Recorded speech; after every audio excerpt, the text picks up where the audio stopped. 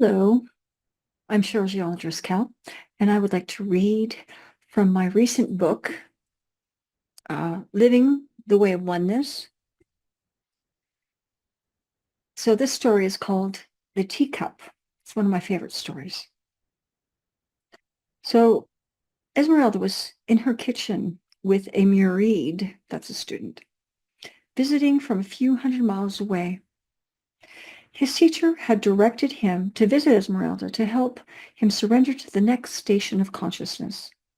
He was stuck and required a special teaching to aspire into that awareness. Esmeralda was known for her special gifts in waking up stubborn students. He sat next to Esmeralda each day, and for the most part, she said almost nothing and seemed to sip tea all day long. Esmeralda was a plump woman with long black hair, some days tied up into a high bun, and other days just flowing over her shoulders. She appeared neither beautiful nor unappealing. She simply was. She had a large cup that seemed to have, from what he could count, 11 ridges inside and out, with a dip in between each ridge. And after each sip, she slowly placed the cup down, so when she picked the cup up again, she would be sipping the beverage from the next dip. She was meticulous. He could tell she'd been doing this for years. The cup was full each time she began. After her 11 sips, the teacup would be empty again and ready to be refilled. The murid could see a shining, glistening light at the bottom of the teacup each time she tipped it to be filled. He assumed that the cup had a pearl shell or diamond-like inlay at its center.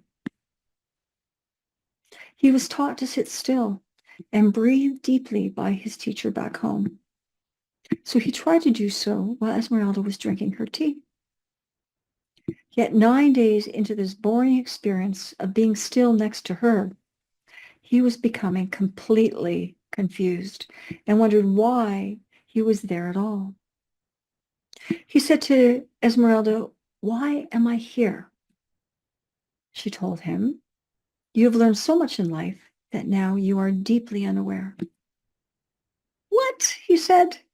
"I have read the surahs and the texts of all the great traditions. I teach in college. I am not stupid." "I did not say you were stupid," she said. "I essentially said that you know nothing." Oh, he couldn't believe it. The murid was losing his cool. So she retorted, "You are living proof that most students have no idea where the truth lies and how to access it. You sit here and watch me. You doubt me. You doubt me. You judge, judge, judge with all your thoughts, creating a crazy mind, leading you to be further unaware. You block the truth. You have no experience, so no knowledge. You create nothing but the past." She paused. "Information is nothing. Knowledge is everything. You study, and yet you have no knowledge." Then she said very quietly, "Listen." "I am listening, but you're not saying anything. I'm going crazy," said the murid. "Well, perhaps this is a good place to be," she said. "You can learn from each place. But can you be somewhere else with your listening and still be here?" Now he really thought he was going to lose his composure. "This teacher is crazier than I feel," he thought. "Shh, listen," she repeated. He knew that the only way he could show his face again to his teacher back home was if he at least tried to listen to what Esmeralda was saying.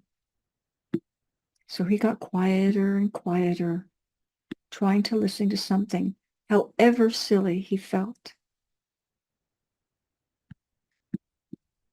And that's part one of my story, The Teacup. It's a journey worth having, I'll tell you. That's a great story. I would like to share another story with you. I can remember where it is. I have this one story called the Child and the Bug, and that is a wild story. It's worth having a good check-in. So, hold on. Oh, I like this one. I'll read the whole one to you, this whole story. It's called Tipping the Scale. My student was a giraffe, said the teacher. He could barely hide behind the thin tree within the refuge. The teacher laughed. Every time the giraffe moved, his neck and head would pop out on the other side of the tree, while the back end and tail were hidden behind the leaves of the tree. There was a pause. Then the teacher said, the giraffe would then try to hide their neck and head again. But then this time, their back end and tail would stick out. The teacher smiled. This behavior lasted many years. So this book is a journey of awakening. It's all about exploring our inner awareness and helping us to understand that there are other ways to see the world, other perceptions, and every time something new shows itself to us, it is another opportunity and possibility to get to that next layer, thereby removing our unawareness and supporting us and evolving our greater awareness.